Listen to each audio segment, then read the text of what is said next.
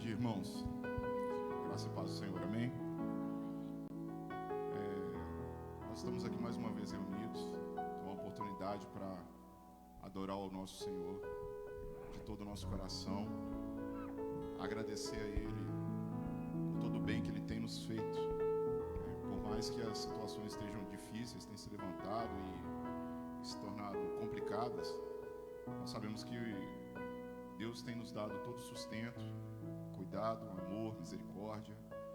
Só o fato de nós estarmos aqui nesta manhã e termos despertado e ainda podemos respirar, o nosso coração bater, já é misericórdia de Deus por cada um de nós. Isso nós temos certeza.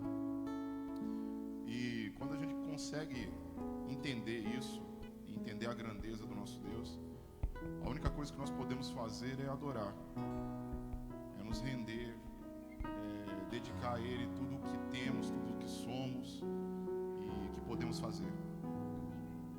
E esta manhã, de forma especial, nós vamos estar aqui cultuando o Senhor e vamos ceiar com Ele. E é um momento assim que eu sempre aprendi desde criança, que é um momento de muita intimidade com o nosso Deus.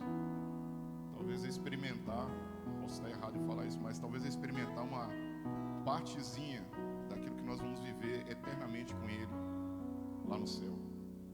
Todos os dias sentar à mesa com Ele, nos banquetear com Ele.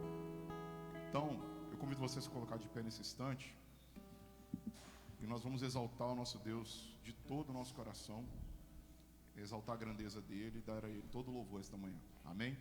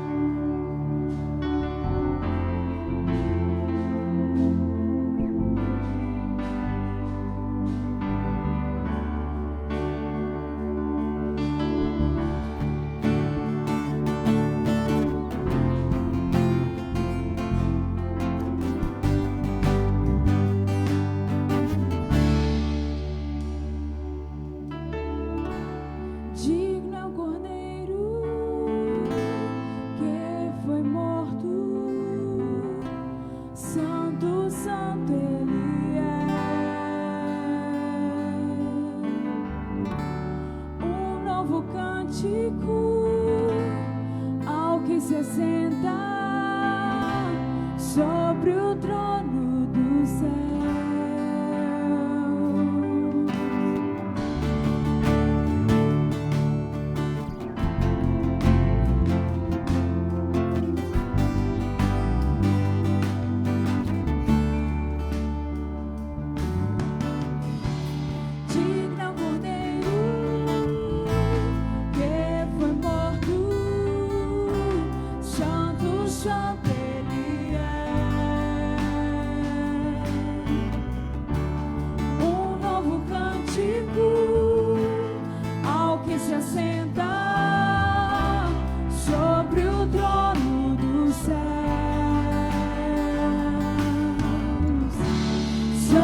Santo, Santo, Deus Todo-Poderoso, que era e é e há de vir.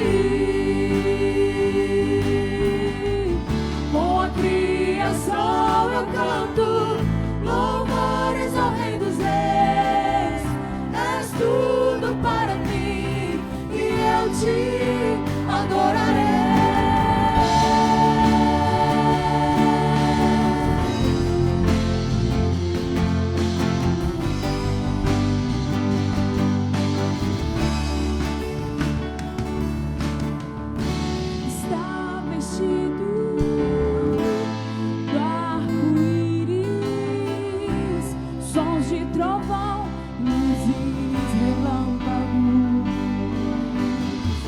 Louvores, honra e glória, força e poder para sempre, ao único Rei eternamente.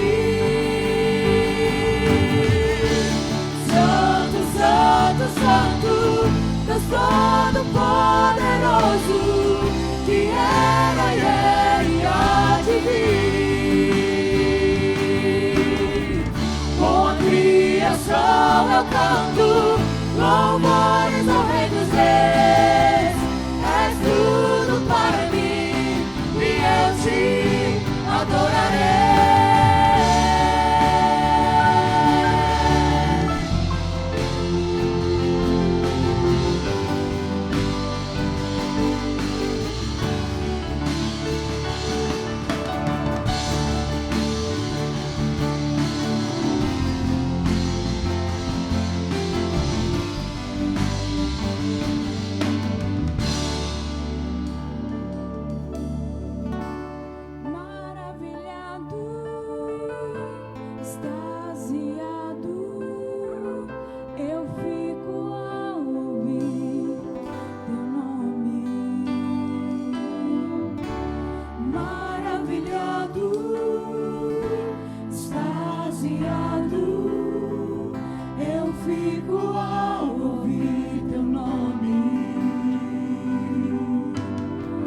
Jesus, teu nome é força, é fôlego de vida, misteriosa água viva. Santo, Santo, Santo, Deus Todo-Poderoso, que era e é e há de vir. Com a criação eu canto louvores ao Rei dos Reis. És tudo para mim e eu te adorarei.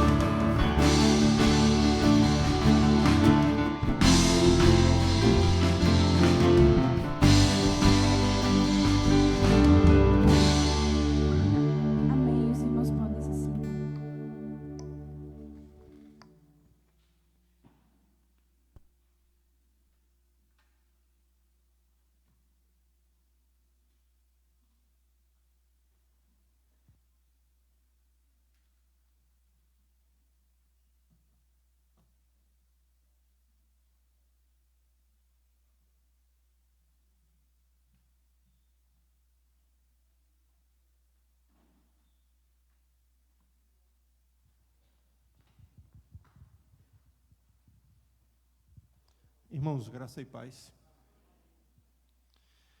Contamos hoje com a presença ilustre aqui do irmão Edivan, né? Irmã Alessandra. Eu estava com saudade de vocês, né?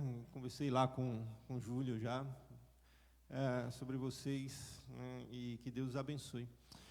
Vamos orar. Deixa eu falar algo antes que eu esqueça. Amanhã de manhã, né, durante todos os dias da semana, de segunda a sexta, na verdade, nós teremos semana de oração das 6h30 às 7h da manhã. Então, principalmente a liderança está convocada, não é nem um convite, é uma convocação, para que possamos estar juntos aqui orando e buscando a Deus, de 6h30 às 7h. Eu vou orar em casa, não, você vai vir orar aqui, né? Você vai sair da sua cama, vai pedir misericórdia a Deus, para poder se chegar aqui em paz, vai dobrar seu joelho aí e vai orar para que possamos juntos entender qual é a vontade de Deus para nós como pessoas. Oração, ela não vai mudar o coração de Deus, como as pessoas falam, vou orar para que Deus mude a sua... Não, a oração vai mudar o seu coração, vai discernir, né? Vai fazer com que o seu coração possa discernir a vontade de Deus para a sua vida. Então eu convido você a orar comigo aqui pela manhã, das 6h30 às 7h, né? Principalmente a liderança da igreja, ela deve estar aqui presente. Nesses dias, nós vamos orar e pedir a Deus graça e misericórdia sobre nossas vidas. E sobre a vida da igreja também. Tem muita gente sofrendo, rapaz. Vocês talvez não tenham noção de que o sofrimento tem sido tão intenso. Tem dias que se torna insuportável, não somente para aqueles que sentem, mas para aqueles que também acompanham. Se torna insuportável não somente para aqueles que padecem, mas também para aqueles que se compadecem. E cada um vive o seu mundo. Eu acho interessante. A nossa igreja ela tem uma característica interessante. Todos aqui são muito ocupados, né? Todos trabalham aqui. Na via de regra, todo mundo tem seu trabalho, tem sua ocupação, cada um vive muito afastado, vive a sua realidade. Com essa pandemia, ainda mais, cada um está vivendo no seu quadrado. Né? Tinha aquele negócio de antigamente, cada um no seu quadrado, né? Tem uma parte que é positiva nisso, porque também quando está todo mundo muito junto, dá muita fofoca. Né? O pessoal desocupado, que não tem nada para fazer, a cabeça vazia, a oficina do diabo, aí começa a olhar a vida dos outros. Né? Se tivesse ocupação, não olhava, mas como não tem, olha. Mas graças a Deus que aqui não é assim, louva a Deus que aqui a gente não tem essa questão da fofoca. Né? Mas, por outro lado, cada um tem a sua vida e muitas vezes a gente não para orar pelo outro. A gente não para sentir a dor do outro, a gente não conhece um pouco o sofrimento do outro. Tem pessoas aqui na igreja que se eu pegar o rol de membros e falar o nome, você não vai saber. É membro, pastor. Tem gente que não sabe o nome de algumas pessoas que vêm aqui na frente. E eu dou alguns exemplos, se você quiser, assim. Né? Algumas pessoas que vêm aqui na frente, aí são denominadas assim, quem é aquele? Aquele é aquele negão do correio, pastor? Quem é? Oi? O cunhado de não sei de quem, né? É o marido daquela mulher que corta cabelo. Eu falei, que mulher? Aquela que corta cabelo ali, na casa daquele irmão que também é da igreja, que ali, indo para a Caixa Econômica, do lado esquerdo, quem é? Eu falei, Renan. Renan, então tá bom. Então, assim, às vezes a gente não sabe, né? Cada um tem sua ocupação e às vezes a gente está muito distante um do outro. E eu peço a você que venha orar amanhã, se você não está sofrendo, pelo menos ore por aqueles que sofreram. Nós tivemos alguns irmãos que passaram situações muito difíceis. Essa semana também foi uma semana muito difícil, muito complicada, e a gente precisa orar, pedindo a Deus graça e misericórdia ao Senhor, colocando nos pés do Senhor aqueles que sofrem e nos dando capacidade de sofrer com os que sofrem. Se você não sofre com os que sofrem, você sabia que você está em pecado? Porque você não está sentindo a dor do teu irmão. Jesus Cristo que mandou. Vá chorar com os que choram, vá sorrir com os que sorriem. Isso é comunhão. Isso é compartilhar o pão das dores, o pão das alegrias. Né? O que é um bolo? Nada mais é do que um pão, com alguns recheios, com algumas coisas. Aí você compartilha o bolo da alegria, do aniversário, mas não vai compartilhar também o pão das dores. A gente vai orar essa semana para que Deus derrame um bálsamo na vida da igreja, de pessoas que estão sofrendo. Aí fala igreja, as pessoas pensam logo instituição. A instituição vai muito bem, obrigado. Mas a instituição, ela não é importante, tanto quanto é a organização, o organismo vivo chamado igreja. É você que é igreja, sou eu, e se eu sofro, o corpo sofre. Então, de 6h30 às 7, de segunda a sexta. Aqui a gente vai estar de joelhos orando aí.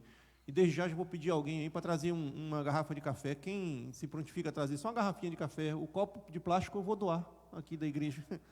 Quem vai vir amanhã vai trazer uma garrafa de café, levanta, pronto, Ninha. Na terça aí já outra também, terça ali Inês, quarta quem que vai trazer uma garrafa de café, um chá, alguma coisa assim, quarta, quinta, mais um, sexta ali, pronto, fechou. Então Meire fechou sexta-feira. Eu falei café, mas você fique à vontade. Deixa Deus te usar. O copo, a igreja vai patrocinar, o copinho de plástico, para não dizer que não deu nada, né? Mas é bom a gente tomar um cafezinho aqui depois, e juntos, louvando e engrandecendo o nome de Deus. Vamos orar. Pai, nós te pedimos a tua graça e teu favor sobre nós. Somos teus filhos, teus servos. Tem misericórdia de nós. Abençoa-nos, Senhor Deus. É o que nós pedimos. Tu sabes aqueles que estão sofrendo, que estão passando por situações das mais adversas. Tu sabes, e eu os coloco em tuas mãos. Abençoa-os, Pai, em nome de Jesus. Amém. Amém. Certamente, uma das piores coisas que pode acontecer a um homem é ele perder a sua identidade. Ele já não sabe mais quem ele é. Se olha no espelho e você não se reconhece mais. Em quem eu tenho me transformado? Em quem eu tenho me transformado?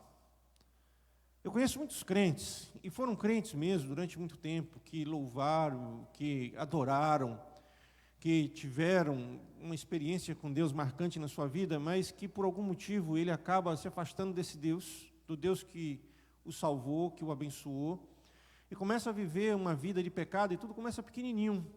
São pequenos deslizes e vão tomando proporções maiores, e ele se olha diante do espelho e fala, cara, eu não te reconheço mais. Cadê aquele que louvava a Deus? Aquele hino que o Renan cantou na quarta-feira, né? Ver teus olhos no espelho, né? Por fora um herói, por dentro um ladrão. E às vezes a gente olha isso e, falando para nós mesmos, quem já passou um tempo aqui desviado, sabe do que eu estou falando? De acordar de manhã com aquela ressaca moral e olhar no espelho e falar, o que eu estou fazendo da minha vida, meu Deus? Ou de orar e pedir a Deus assim, Deus, não me mata hoje não, porque eu preciso arrumar a minha vida ainda. Deus, não me leve não, porque eu preciso arrumar algumas coisas, eu quero voltar.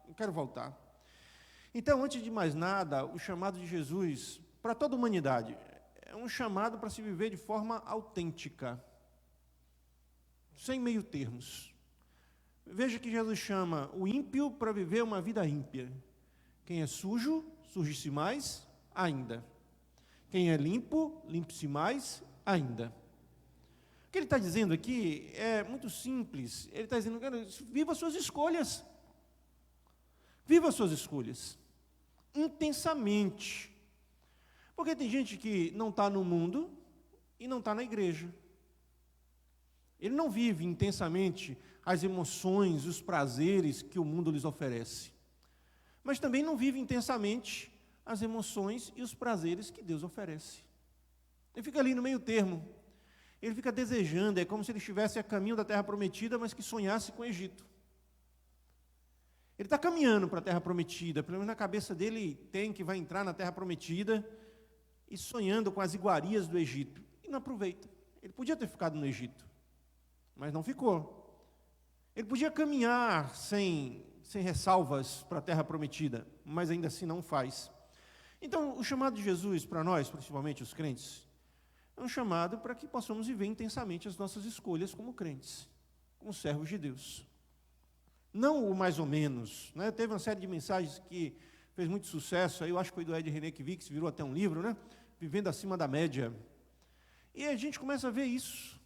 A palavra medíocre não é uma palavra negativa na sua origem. Medíocre é aquele que é mediano, que vive na média. Mas Jesus vem e diz assim, não, eu quero que você viva intensamente as suas escolhas. Mas, por algum motivo, alguns homens e mulheres acabam demonstrando algo totalmente diferente do que são. Eu ouço essa expressão muito interessante, pois eu não conhecia esse lado de fulano. Eu não conhecia exatamente essa perspectiva, esse modo de ver, viver e tal, dessa pessoa. E são frustrações. Aí entra em jogo uma das práticas mais condenáveis da Bíblia, que é a mentira que leva à hipocrisia. Na parábola que nós trabalhamos na semana passada, diz assim: e o lugar deles, dos que são servos maus, vai ser do lado de fora junto com os hipócritas. Olha que coisa interessante, hipocrisia. Se a gente voltar para entender a terminologia bíblica, a palavra hipocrisia é a mesma palavra para ator. E os atores não faziam exatamente essa mesma encenação que se faz hoje, eles usavam máscaras. Lembram lá daqueles filmes? Eles usavam a máscara. Dentro do teatro romano, do romano não grego, quando eles iam, então, de alguma forma, interpretar um papel, eles usavam máscaras. E no mesmo instante eles tiravam a máscara e colocavam, porque a máscara ficava não grudada ao rosto, mas com um apêndice ou um pedaço de pau, de madeira, que ele podia tirar e colocar rapidamente uma outra máscara. O que a Bíblia está dizendo é, olha, o lugar daqueles que servem mal, daqueles que se aproveitam do reino.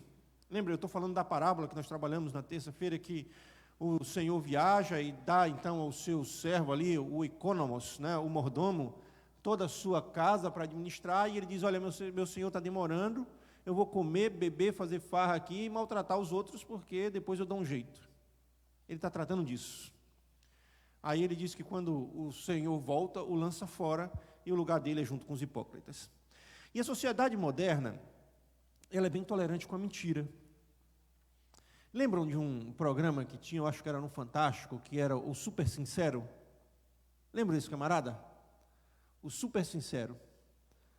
E aí, meu cabelo tá bom? Aí você vai falar, tranquilo, né?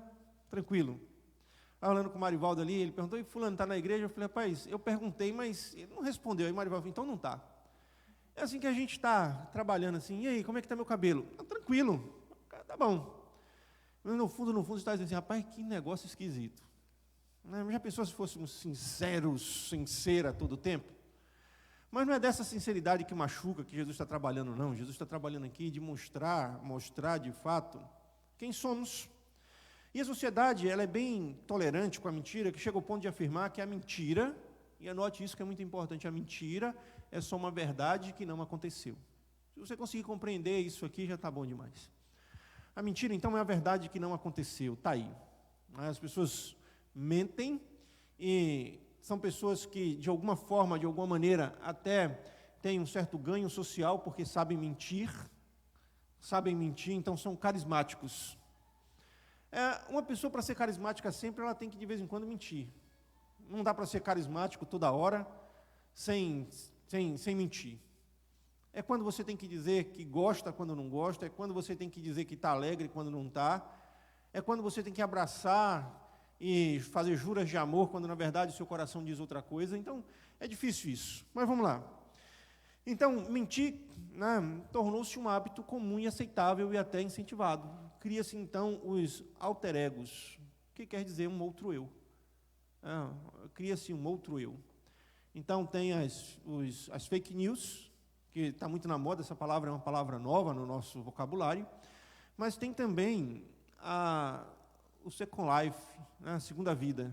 Eu tenho uma vida, e essa vida ela é projetada a partir daquilo que eu quero.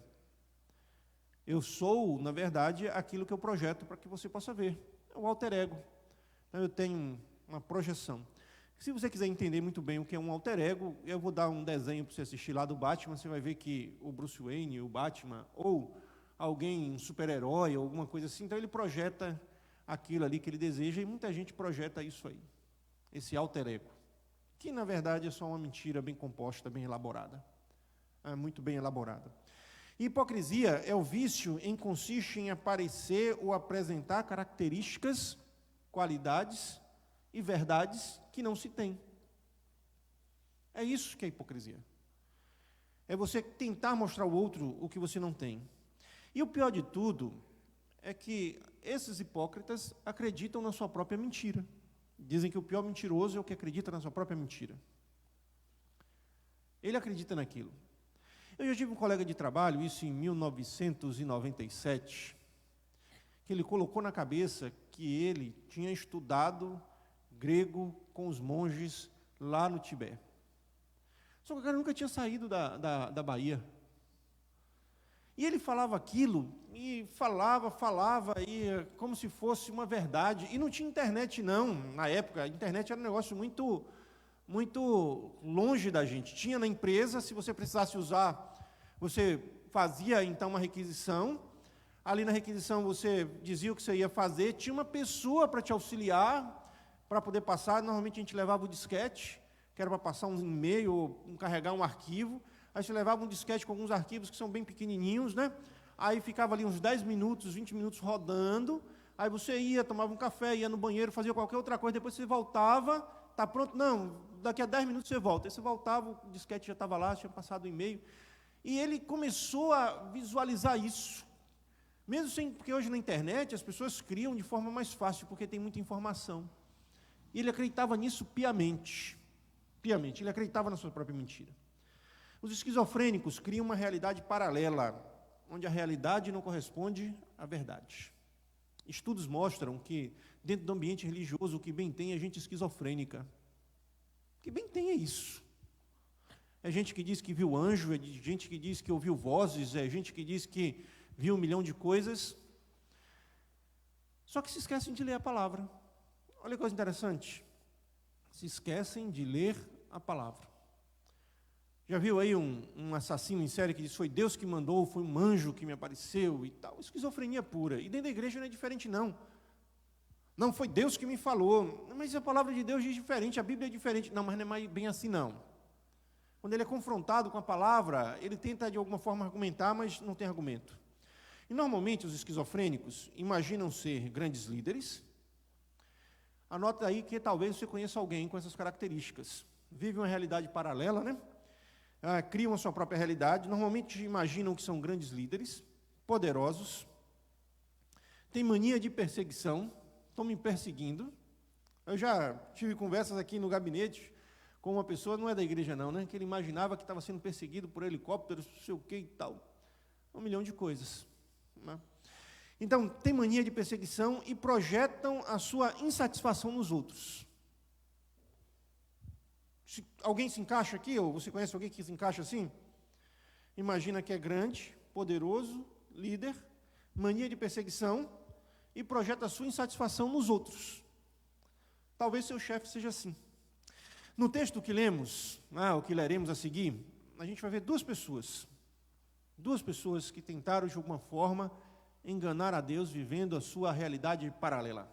Duas pessoas que tentaram criar um alter ego de santidade, um alter ego de ser grande, de ser visto, mas que na verdade caíram em ruínas, porque se esqueceram que com Deus ninguém brinca. Ananias e Safira, Atos capítulo 5.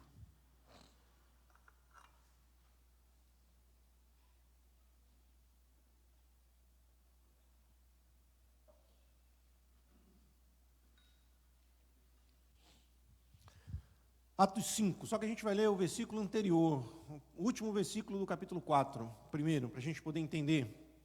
Porque ele está fazendo uma comparação com Barnabé.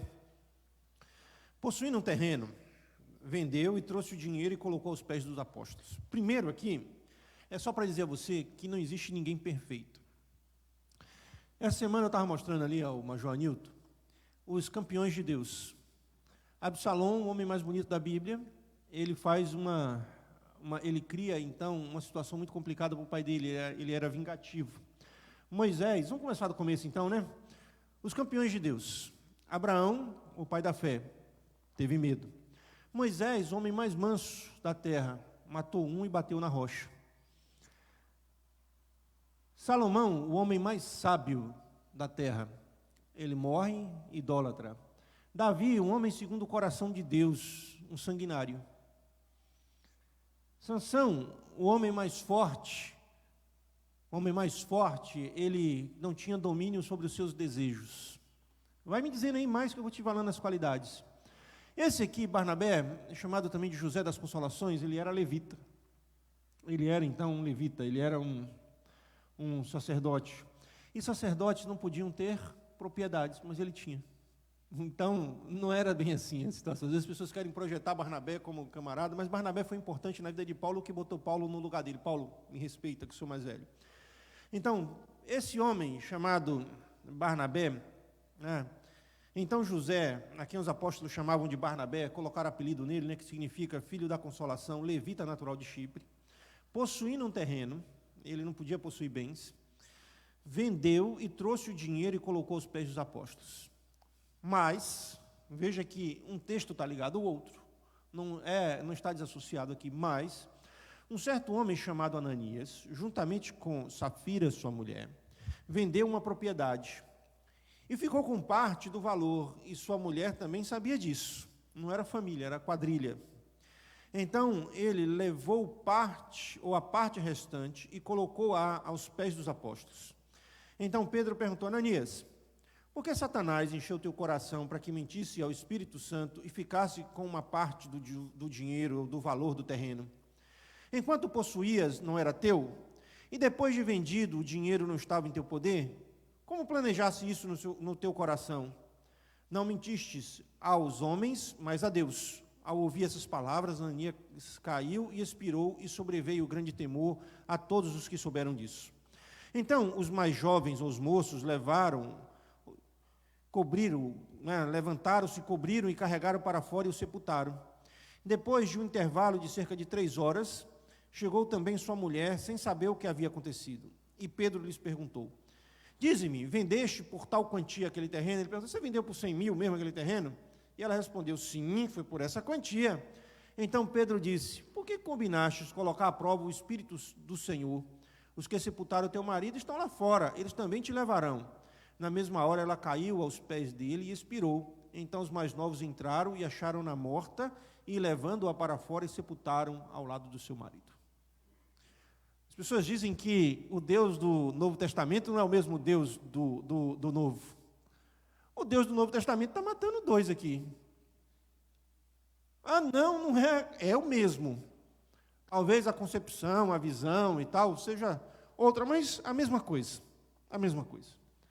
Nós nos encontramos aqui com 2 pessoas que queriam projetar aquilo que eles não eram. Eles se compararam, então, com José ou com Barnabé, filho da consolação, levita, natural de Chipre. Eles se compararam e disseram, olha, já que Barnabé vendeu o terreno dele e deu o dinheiro aos apóstolos, e ganhou até um título, deixaram-no de ser chamado José e agora o chamam de Barnabé, vão fazer o mesmo, Safira? Imagine a cena, os 2 deitados à noite, um calor terrível em Jerusalém, os 2 conversando, batendo um papo, e falam assim, rapaz, você viu? Barnabé, então, foi honrado. José, na verdade, foi honrado, ganhou agora um título, um apelido, que é Barnabé. Nós temos aquele terreninho lá. Vamos, minha velha, vender aquele terreno? Aí falaram assim, bora. Vamos ver quanto é que a gente acha no terreno, então. Vamos botar lá na mão do corretor. Aí colocaram o terreno para vender, venderam o terreno, aí venderam uns 100 mil reais. Aí vai ser muito dinheiro, né? Vamos dar só 20 e a gente fica com 80. Que vai que esse negócio de fé não dá certo. A gente fica bem na comunidade, todo mundo vai olhar para a gente agora e vai pensar, pô, esses camaradas são santos. Olha que pessoa desapegada dos bens. Doou o terreno, que era para a construção da casa, que era um presente que eles iam dar ao filho quando o filho casasse. Venderam o terreno. Aí fizeram um negócio, venderam, foram no cartório, assinaram a escritura, fizeram tudo o que tinha que fazer. Aí vai Barnabé. Aliás, vai Ananias. E chega lá diante dos apóstolos e fala, olha, vem cá. Toca a trombeta aí. Chama todo mundo. Se fosse hoje, ele diz assim, eu vou dar o meu dízimo no culto da noite. O pacotão. Já viu algumas igrejas que passam o coador? Ou tem umas que tem uma bandeja. Na igreja meio convertida são 2 bandejas, a bandeja da beneficência e a bandeja dos dízimos e ofertas. Eu vou levar lá o pacotão. Aí ele provavelmente botou lá o dinheirão, porque era costume dos judeus, tá? Então eles colocavam, por isso que Jesus disse, não toque trombetas quando você fizer. Eles colocavam lá o dinheiro no gasofilácio e dizia 200 mil reais para ajudar o templo, 100 mil para ajudar as viúvas. Aí foi lá a viúva e colocou 2 moedinhas, e Jesus faz a pergunta, quem deu mais? Então era costume deles, era costume judaico isso, ser visto. Bom, então eles levam o dinheiro, ele leva o dinheiro ali, entrega, e o Espírito Santo então fala a Pedro, pergunta a ele aí, conversa com ele, A conversa deve ter sido nesse nível, assim, vem cá, Ananias, faz favor, vamos lá na sala fria, bater um papo ali que é melhor, nós dois, né? Mais próximo. Me diga uma coisa, por quanto você vendeu o terreno? Aí Ananias falou, eu vendi, Falou, tá vendo, você quer mentir, você quer enganar a Deus. Morreu. Essa história é contada, recontada, mas ela precisa ser reavivada em nossa mente, para que possamos aprender algumas lições. A primeira é que não se brinca com Deus, e nem com seus ungidos. Isso é fato. Não dá para brincar de esconde com Deus. Tem muita gente que quer mentir, e mente, engana, e vai, fala uma coisa, faz outra. Alguém um dia me perguntou assim, mas pastor, você não sabe que ele está mentindo? Eu falo, eu não sou juiz de ninguém, não. Eu não sou juiz. Mas está mentindo. Eu falo, mas eu não sou juiz, ele vai se acertar com Deus. Vou contar uma história para você, uma piada besta aqui, para a gente rir. Chegou o camarada Moab, eu lembrei de uma pessoa que você conhece também, não vou falar o nome porque não pode. Aí, que chegou para mim e falou que está com 50 anos de lua de mel. Aí falou assim, pastor, é pecado namorar com minha esposa porque eu namoro de manhã, de tarde e de noite. Aí o pastor olhou assim para ele e falou assim, rapaz, namorar com a esposa não é pecado não, agora mentir para o pastor é pecado. Tem muita gente, velho. Muita gente que vive mentindo. Pô, não precisa disso. Deus é bom o tempo inteiro Deus é bom, a bondade de Deus se renova a cada manhã. Por que tentar enganar a Deus? Por quê? Por quê? Hein? Porque eu não entendo isso. Deus sabe todas as coisas. Deus sabe exatamente todas as coisas. Por que eu vou tentar mentir para Deus? Você pode enganar a mim, o irmão que está do teu lado, a tua esposa, teu esposo. Mas a Deus você não engana. Deus sabe quais são os seus sentimentos, Deus sabe quais são as suas motivações, Deus sabe quais são os seus medos, Deus sabe tudo sobre você. Então não adianta tentar mentir para Deus ou para os ungidos de Deus, não adianta isso. E ungido aqui, eu não estou colocando apenas a figura pastoral, não. Você também foi ungido por Deus. Porque às vezes a gente fala ungido, aí dá a ideia que eu sou melhor que vocês, eu só tenho um chamado diferente, mas somos todos iguais. O meu chamado é diferente do seu. Mas, diante de Deus, somos todos iguais, todos ungidos com o Espírito Santo do Senhor. Não adianta isso. Por que isso? Para que isso? Em verdade, é que nós devemos tratar uns aos outros. Deus não trata com aqueles que tentam, de fato, de alguma maneira, se autopromover. Deus não trata com esse tipo de gente. Nós precisamos entender que Ele precisa crescer e nós precisamos diminuir. É só isso. Segunda coisa interessante para a gente caminhar, quando se trata de tirar proveito do reino de Deus, entra-se debaixo de maldição. O que ele queria era um título. A busca de Ananias aqui e Safira era tão somente busca de um título. Eles queriam um título como teve o José, que passou a se chamar Barnabé. Quem é aquele? Rapaz, aquele é o pastor. E ser pastor hoje já não tem o mesmo peso que tinha 40 anos atrás, então tem pastor presidente, pastor sênior, eu não sei o que é, na verdade, o pastor sênior, pastor presidente, pastor aquilo outro, aí já não ficou bom. Aí vieram então os apóstolos, o bispo, eu entendo porque é bíblico, o termo é bíblico. Algumas instituições têm, outras não, mas é bíblico. Aqui na nossa igreja eu faço o papel de pastor e de bispo. Aí vem apóstolos, e você fica se olhando, mas como é isso? Eu estava pregando lá em Corrente, lá no Piauí, em janeiro. No final do culto, a igreja estava cheia, umas 600 pessoas, mais ou menos. Aí, na porta, eu fui à porta e fiquei ali na porta para falar com quem quisesse, conversar alguma coisa, e veio um apóstolo falar comigo, uma pessoa. Ele foi se apresentando e falou, sou o apóstolo, eu estou debaixo da cobertura do apóstolo fulano de tal. Aí eu pensei assim, rapaz, é muita coisa. Já pensou? Eu fico constrangido se alguém disser assim, eu estou debaixo da sua cobertura espiritual. Isso me dá um medo. Primeiro porque é uma mentira. Depois porque a Bíblia diz assim, vela como se fosse dar conta. Eu não vou dar conta de ninguém, não. Eu não tenho que estar com as mãos erguidas como Moisés estava lá, para que você possa caminhar ou não. E as pessoas querem um título. Apóstolo, então, já não é mais condizente. Então, agora já é patriarca. Matriarca, o útero sagrado que trouxe o apóstolo, ou patriarca, o patriarca, a luz da, sei lá, da vida. São títulos, as pessoas querem títulos.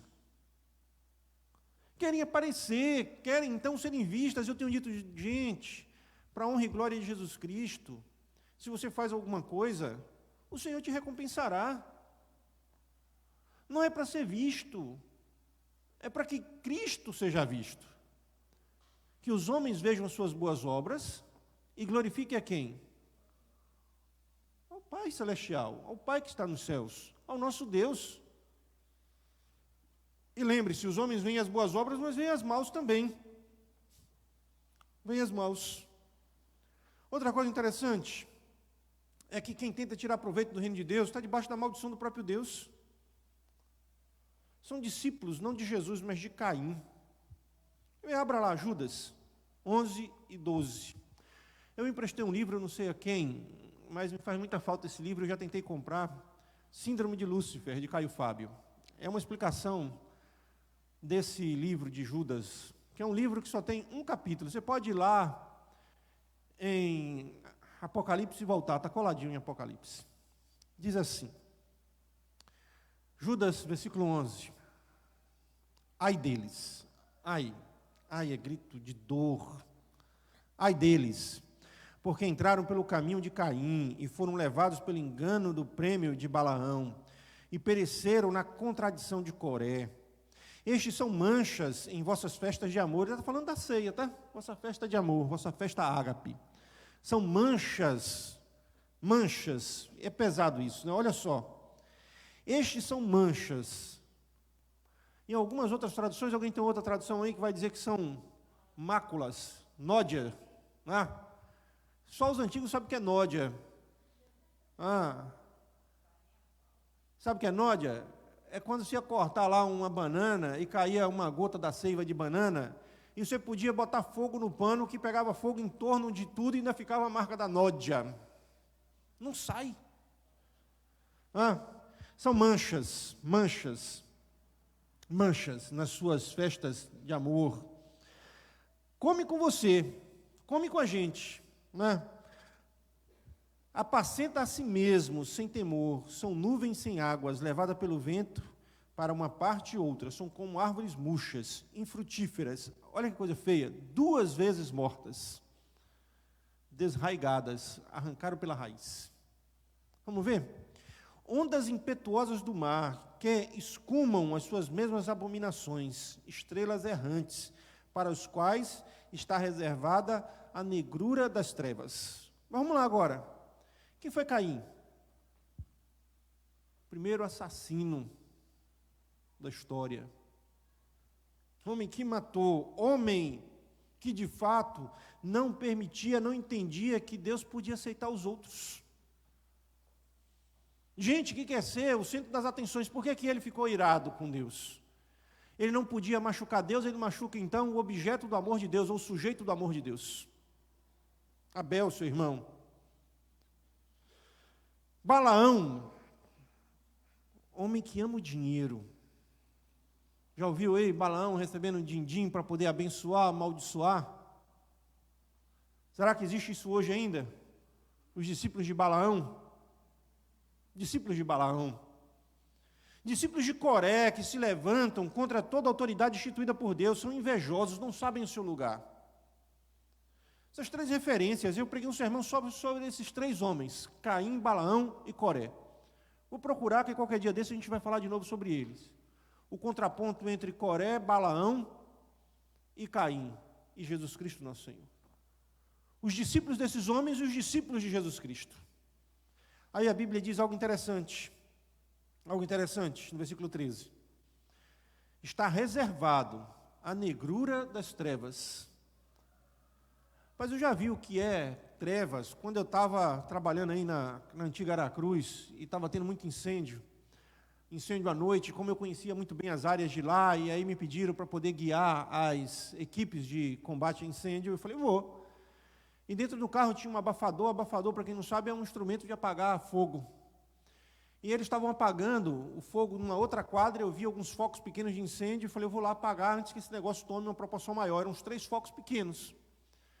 Aí eu desci do carro, coloquei a chave do carro no bolso, peguei o abafador e fui apagando os focos, um após outro. Os focos pequenos, alguém estava colocando fogo mesmo na floresta. E no final eu apaguei todos os focos, e dentro da floresta sem uma luz. A noite sem lua, sem nada, eu falei, meu Deus, e agora? Onde eu deixei esse carro? Porque eu estava dentro da floresta. A noite sem lua, o céu escuro de fumaça, nada. Aí eu fui orando, Deus me abençoa. Aí ia levantando a perna assim, para poder não tropeçar e cair. Aí veio assim na cabeça, depois de uns 3 minutos caminhando, aquele texto de Marcos, que diz assim, se pisarem, conhece lá? Ou se pegarem alguma serpente, alguma coisa assim, né? Aí veio aquele, Deus, se eu pisar na serpente.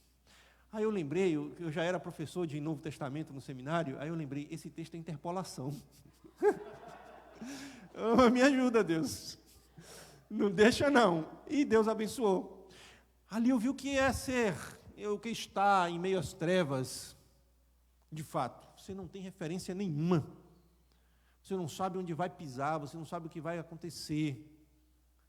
E a Bíblia diz, olha, para esses homens que estão duplamente mortos, e sabe o que ele está dizendo, duplamente mortos?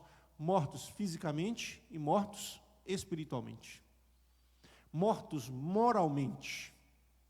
Mortos para a sensibilidade do outro. Vamos para frente um pouquinho. São pessoas impecáveis por fora. Perfeitos. Impecáveis.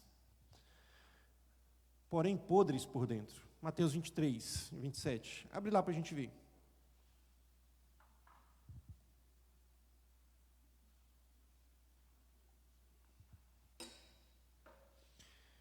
Mateus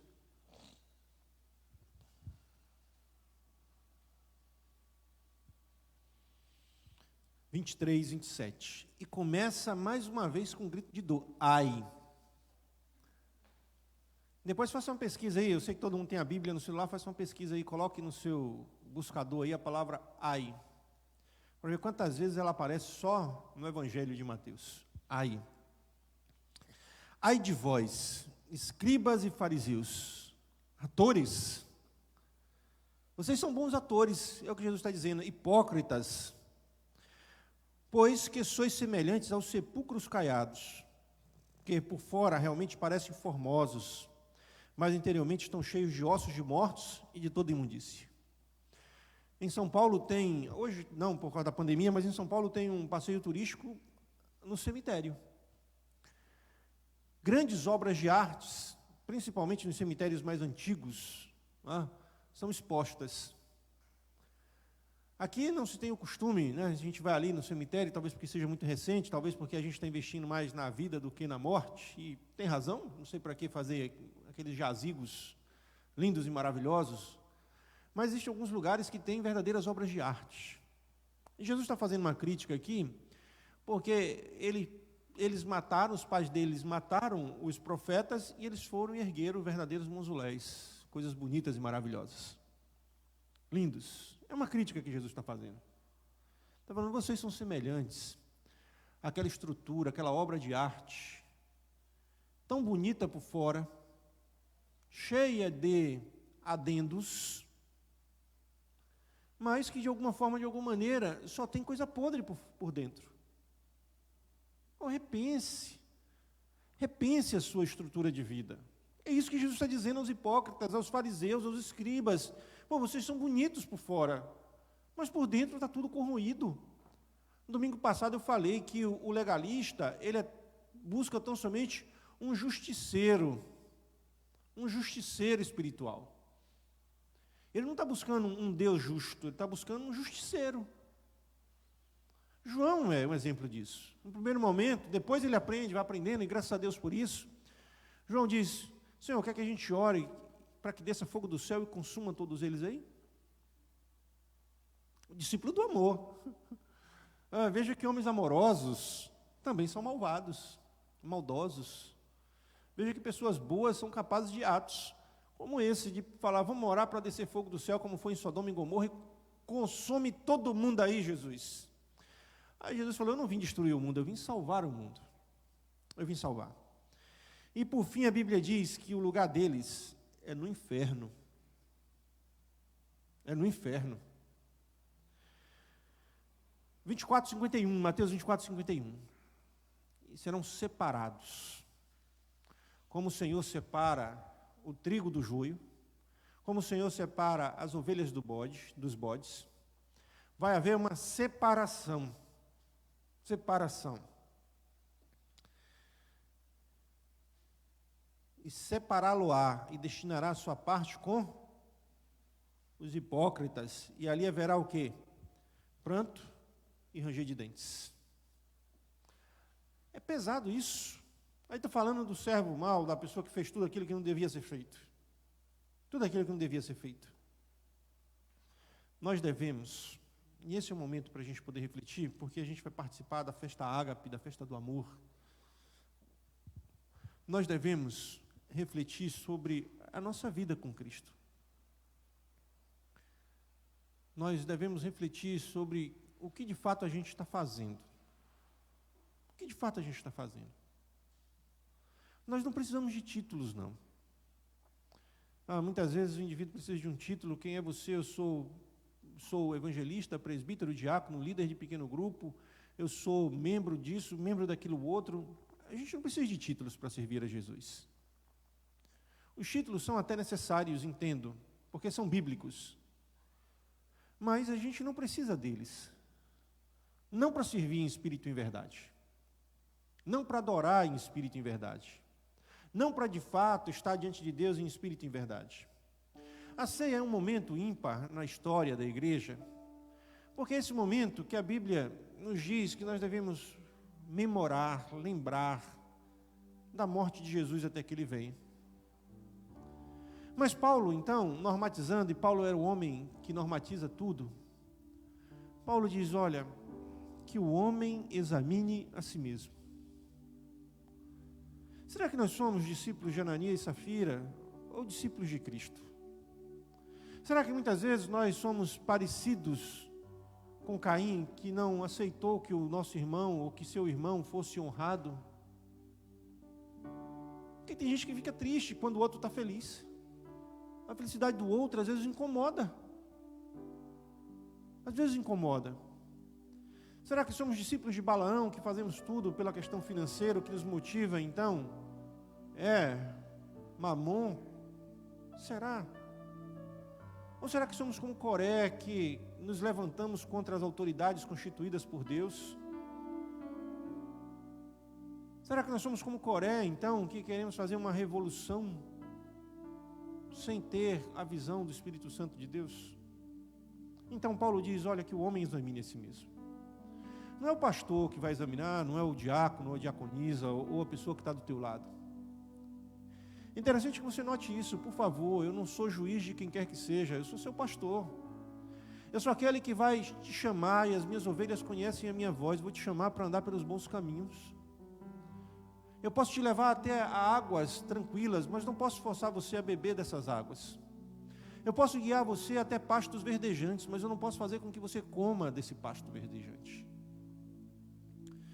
Logo, a responsabilidade é sua.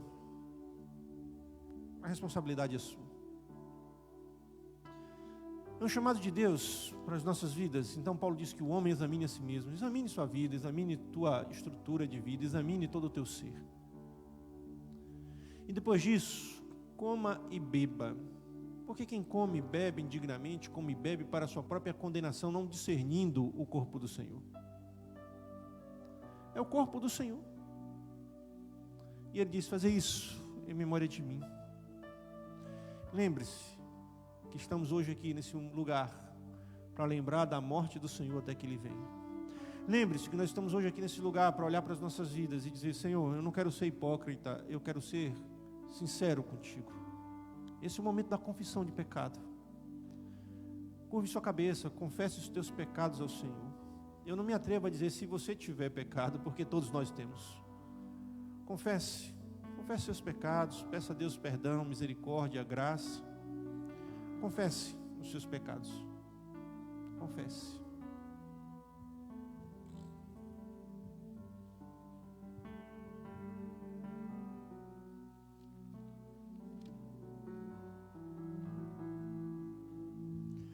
Peça perdão a Deus. Se preciso, ao sair daqui, peça perdão ao seu irmão. Porque ninguém consegue se relacionar bem com Deus estando distante, afastado do seu irmão. Peça perdão por aquilo que você fez, pela ação pecaminosa. Peça perdão por aquilo que você não fez, isso se chama omissão. Peça perdão por aquilo que você pensou, isso se chama intenção. Pai, é bom falar contigo, Senhor, sem máscara, sem reservas. É bom reconhecer que somos pecadores, pequenos. É bom reconhecer que nós não precisamos de títulos, senão o título de servo útil e fiel a Ti. É bom saber que podemos nos relacionar contigo de forma sincera, sem atravessadores, sem outra motivação que não seja de fato conhecê-lo. Senhor, nesse momento nós te pedimos perdão pelos nossos pecados. O pecado da ação, da intenção, da omissão. Te pedimos perdão, Senhor Deus, por nossos pecados. Abençoa-nos, Pai, através de Cristo. Perdoa-nos, Senhor Deus. Nós reconhecemos quem somos, porque antes reconhecemos que o Senhor é. O Senhor é Deus sobre tudo e sobre todos. O Senhor é para todo sempre. O Senhor é aquele que tem o domínio em tuas mãos. O Senhor é aquele que julga não conforme a aparência, mas conforme o coração. Nos colocamos diante de Ti e rogamos graça e misericórdia. Perdão, Pai, perdão, é o que nós pedimos. Não porque merecemos, mas por Cristo Jesus. Nesse momento nós contemplamos a cruz do Calvário. Contemplamos, Senhor Deus, aquela sexta-feira, quando o Teu Filho foi oferecido em sacrifício de cheiro suave pelos nossos pecados. Naquela sexta-feira, quando as nossas dívidas contigo foram pagas, quando o véu se rasgou, quando o muro caiu, quando as separações foram tiradas e dessa forma, podemos ter acesso a Ti. Dê uma graça para que nunca venhamos a nos esquecer que foi o Senhor que conquistou a nossa liberdade na cruz. Em Cristo Jesus. Amém. Convidar o corpo diaconal. Os irmãos que vão participar da mesa do Senhor, por favor, fiquem de pé nesse instante.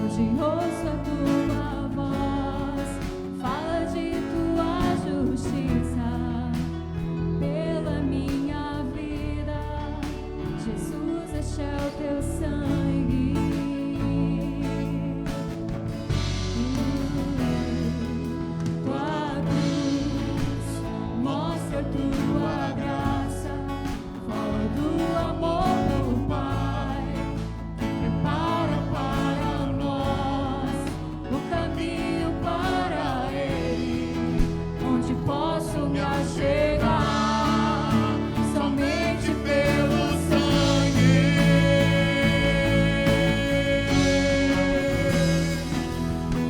que nos lava dos pecados, que nos traz restauração.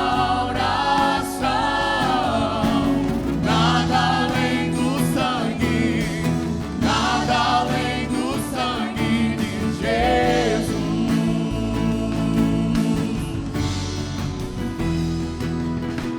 Que nos faz brancos como a neve, aceitos como amigos de Deus.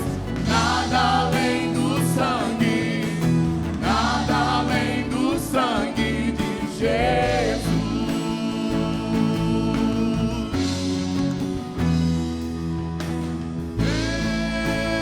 Eu sou livre.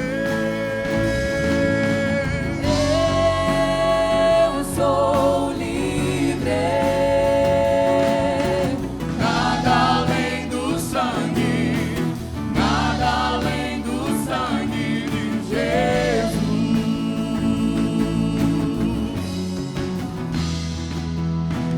Eu sou livre.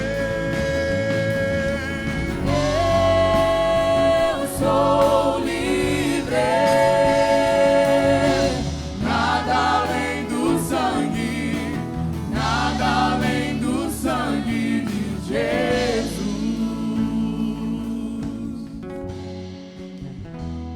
Alguém ficou sem receber o elemento pão? Jesus Cristo disse que esse pão representa, simboliza o corpo dele, é o corpo do Senhor. Não banalize esse momento. A Bíblia diz que ele deu graças. Graças te damos, Senhor Deus, pela tua graça e misericórdia, pelo teu amor rico. Graças te damos, Senhor Deus, porque podemos contemplar a beleza da tua santidade. Muito obrigado pelo alimento que o Senhor tem nos dado, pela salvação que o Senhor nos concedeu em Cristo Jesus. Muito obrigado, Senhor Deus, em nome de Jesus Cristo. Amém. Participemos, irmãos.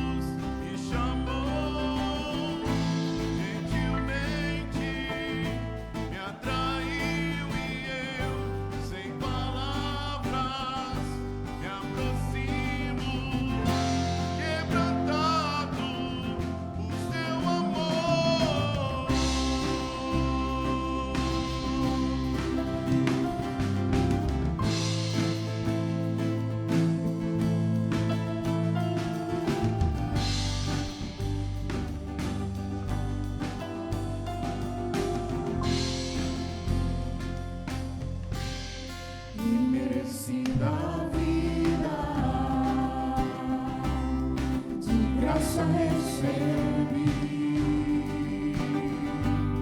por sua cruz, da morte me livrou, trouxe minha vida. Eu estava condenado, mas agora pela cruz eu fui reconciliado.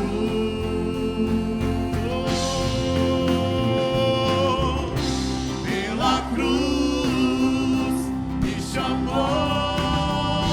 gentilmente, me atraiu e eu, sem palavras, me aproximo, quebrantado do seu amor.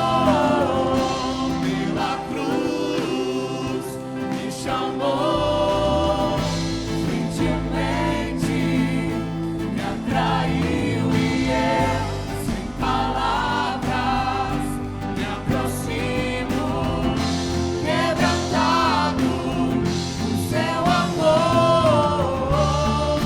Impressionante é o seu amor.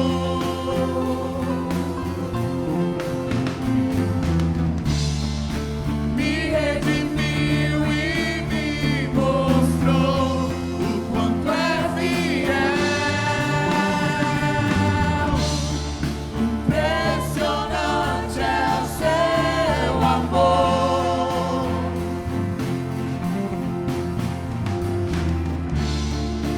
Me redimiu e me mostrou o quanto é fiel.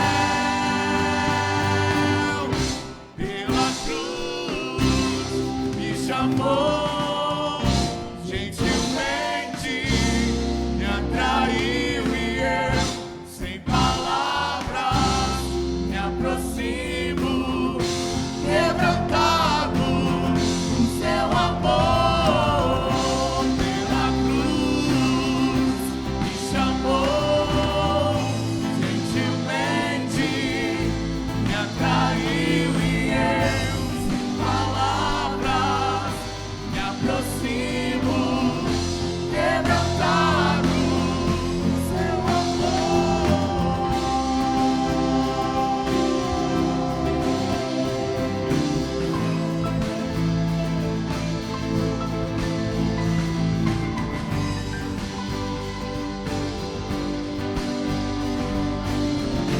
Quebrantado o seu amor.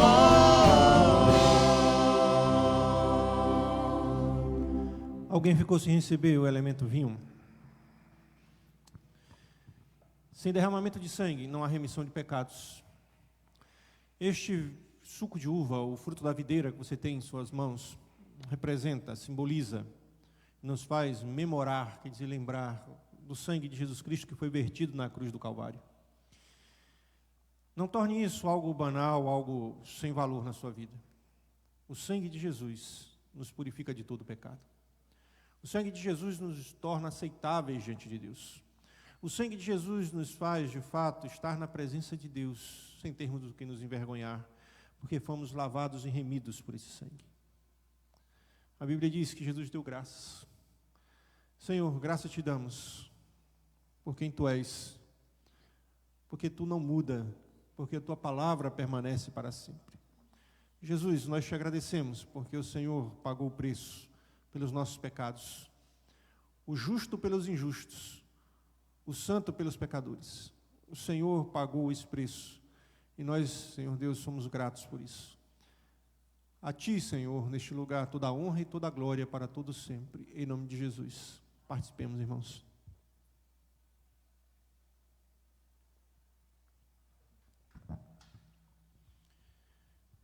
Erga tua mão e abençoe teu irmão no nome santo do Senhor Jesus.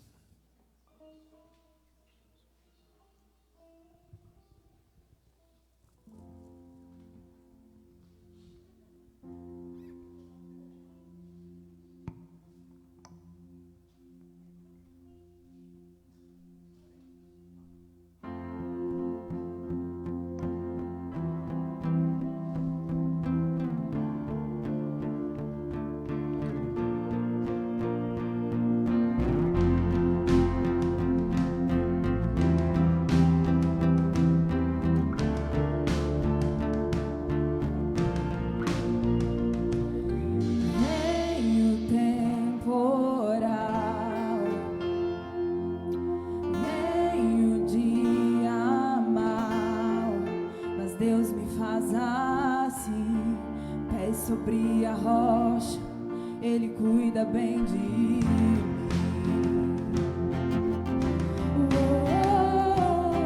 Guarda minha saída, guarda minha entrada. Ele é minha sombra, mão direita que não falha. Durante o dia o sol não pode me ferir. Com Ele à noite eu posso até sorrir.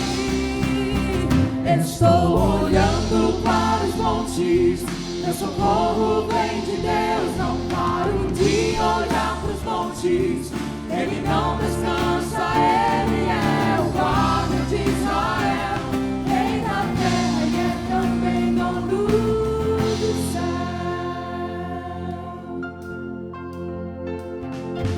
Veio o temporal,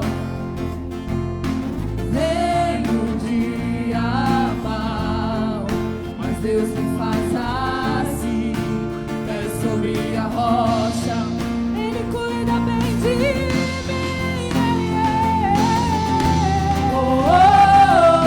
Guarda minha saída, guarda minha entrada.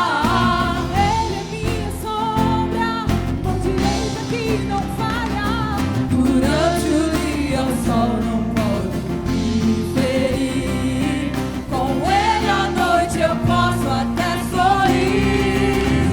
Estou olhando para os montes, meu socorro vem de Deus. Não paro de olhar para os montes, Ele não descansa. Ele é o guarda de Israel, Rei da terra e é também dono do céu. Eu confio nele. Estou olhando para os montes, meu socorro vem de Deus. Não paro de olhar para os montes, Ele não descansa. Ele é o guarda de Israel, Rei da terra e é também dono do céu.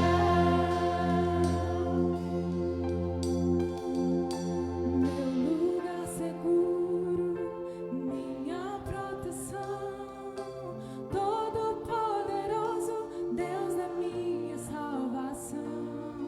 Oh, oh, oh, oh, oh, oh, oh, oh,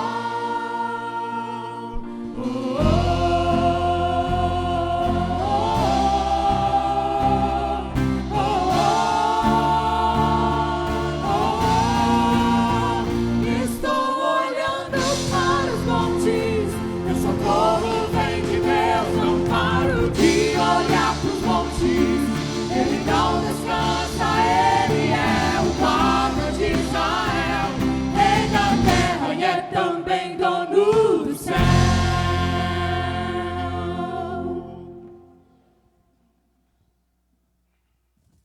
Você pode olhar para os montes. Aí o salmista diz: eleva os meus olhos para os montes. Ele faz uma pergunta: de onde vem o meu socorro? Não é afirmação. Tem gente que vai para o monte para ver Deus. Não, não é isso. Os antigos é que imaginavam que os deuses viviam nos montes. O nosso Deus vive nos céus e faz tudo conforme Ele lhes apraz. O nosso Deus é Deus de perto e de longe, imanente e transcendente. E o nosso socorro vem do Senhor, que fez os céus e a terra. Por isso, não duvide, não fraqueje, não se amedronte, porque o seu socorro vem de Deus. Pai, reconhecemos publicamente que o nosso socorro vem de Ti. A nossa ajuda, o nosso auxílio vem de Ti. Por isso, estamos tranquilos, porque o Senhor tem cuidado de nós. Em nome de Jesus. Amém, amém. Que o amor de Deus Pai, a graça salvadora do nosso Senhor Jesus Cristo, as comunhões e as consolações do Teu Santo Espírito estejam com todo o povo de Deus em toda a face da terra. Amém, amém. Estaremos culto à noite, às 19h30. Você que nos vê em casa, venha participar com a gente.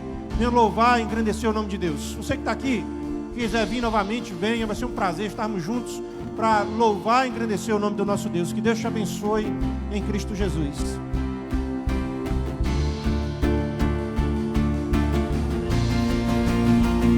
Estou olhando para os montes, meu socorro vem de Deus.